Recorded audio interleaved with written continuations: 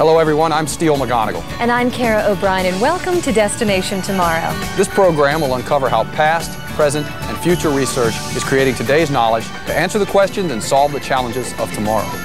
NASA's new Helios aircraft is a remotely piloted flying wing which is designed to operate at high altitudes for several months at a time. Developed with ultralight composite materials and with a wingspan of 247 feet, the Helios exceeds the overall length of a Boeing 747.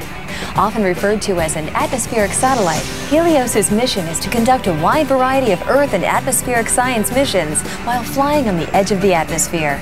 Helios could also monitor weather, track hurricanes, and provide coverage of disaster sites such as fires, flooding, and earthquakes in order to precisely direct emergency resources. The Helios could also provide telecommunications and other services at a fraction of the cost of satellites, while providing a reliable means of collecting vital information.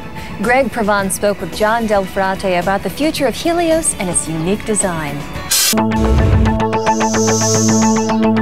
Since the early 60s, the world has relied on satellites for a variety of different applications, including use in the telecommunications field and in weather observations. Although satellites have revolutionized the way we live, they are not only very expensive to build and fly into space, they sometimes don't make it into space at all. To help find new and less expensive ways to fulfill the need for satellite usage, researchers at NASA are developing an innovative type of low-cost aircraft. It's called the Helios and may be able to work much like a satellite, but at a fraction of the cost. This so-called atmospheric satellite will be able to fly at high altitudes for months at a time, providing a low-cost solution to current satellites. I spoke with John Del Frate to find out more. NASA's developing an experimental airplane, and we're using some technology that's been developed over the last 10, 20 years. We want to use solar cell technology and some very lightweight aircraft structure technology. By putting those two together, we think that we can build an airplane that can fly very high and then, more importantly, fly very long. We want to be able to do the mission of a satellite in some ways, and in this case, because we're doing it on an airplane, it would be like a poor man's satellite. So why do you think this would be a better solution than using existing satellites? Well, there's a few advantages that this kind of an airplane would give you over a regular satellite. For one, it's a lot less expensive. The other aspect is the satellite gets launched and the technology is ancient already. An airplane like this could use technology that is current, the stuff that the scientists have just developed.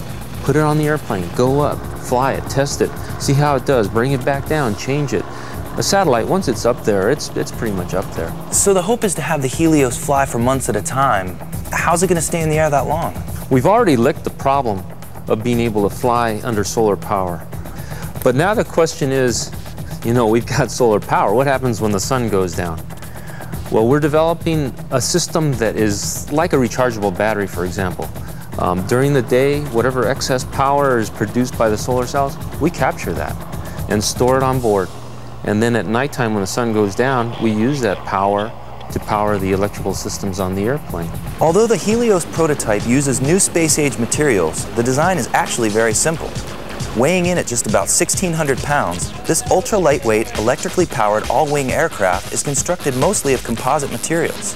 It's assembled in 6 sections, each about 41 feet long, with an underwing pod attached at each panel. The pods carry the battery power system, flight control computers, data instrumentation, and the landing gear.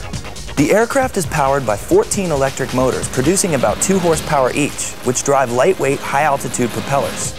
This amount of power allows the aircraft to cruise between 19 and 27 miles per hour with takeoff and landing speeds roughly about the same as a bicycle. The electric motors are solar-powered, enabling the aircraft to produce enough energy during the day to stay aloft. When the sun goes down, the craft relies on proton exchange membrane fuel cell technology to power the motors. These unique fuel cells combine oxygen and hydrogen to produce electric power, heat, and water. As long as these gases are supplied, the unit continues to produce power, allowing the aircraft to remain airborne for days at a time. So what are some other potential uses for the Helios? We believe the airplane could be used to do some science research. Basically, the airplane can be loaded with sensors and instruments that study the Earth's atmosphere, look down, study things on the ground. Then you could be looking at volcanoes, you could look at the humidity in the air, the temperature of the air, a whole lot of things that could be studied. So science is is important to NASA, and this airplane could do some really good science over the next 10 years or so. Along those same lines, to be able to look down and look at the health of your forests, you could be looking at the health of crops, the health of your coral reef, the health of your riverways could be provided, I think, in a much more consistent fashion. So John, what are your hopes for the future of the Helios? Well, we see Helios going all over the world, tens, hundreds, thousands of these airplanes. In fact, some of the applications I think are still to be discovered. There's all kinds of things that we envision as being exciting ways of improving people's life here on Earth. And it's exciting because I think that for a lot of people, even for aeronautical type engineers just 10, 20, 30 years ago, I think they were kind of thinking airplanes have pretty much kind of reached the limits, you know, let's concentrate somewhere else. But you know, some of the things that are going on at NASA tell us otherwise. There's a lot of exciting stuff that's still left to be discovered, and this is just one part of that.